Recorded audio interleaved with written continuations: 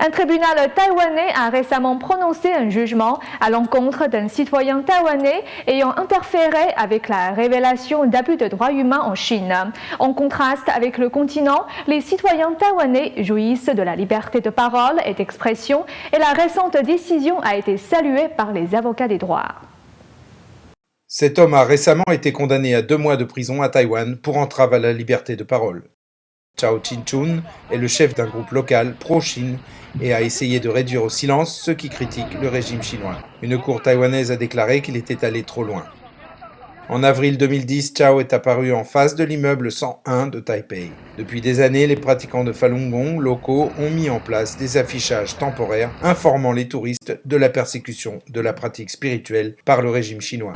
Mais Chao a essayé de s'opposer violemment à leurs efforts et ce mois-ci, la Cour fédérale de Taipei l'a déclaré coupable d'entrave à la liberté de parole. Son comportement ne devrait pas exister dans la Taïwan libre et démocratique. Tout ce que Chao a fait ressemblait aux actions du régime communiste. Il a même essayé de nous en faire porter le blâme jusque dans l'audition à la cour. Le procureur a alors dit au juge qu'il n'avait montré aucun remords et a demandé une condamnation appropriée. Le professeur Chang Qing-si, porte-parole du Falun Gong à Taïwan, a bien accueilli la décision du tribunal, mais il croit qu'une condamnation à 2 mois, commuable en amende, est trop légère. Selon lui, le comportement de Chao n'est pas un cas isolé. Il n'a pas agi seul. Des événements similaires se sont produits à Flushing, New York et à Hong Kong. Je crois qu'il y a une force obscure soutenant et dirigeant ce comportement, et j'espère que ces personnes pourront reprendre leurs esprits.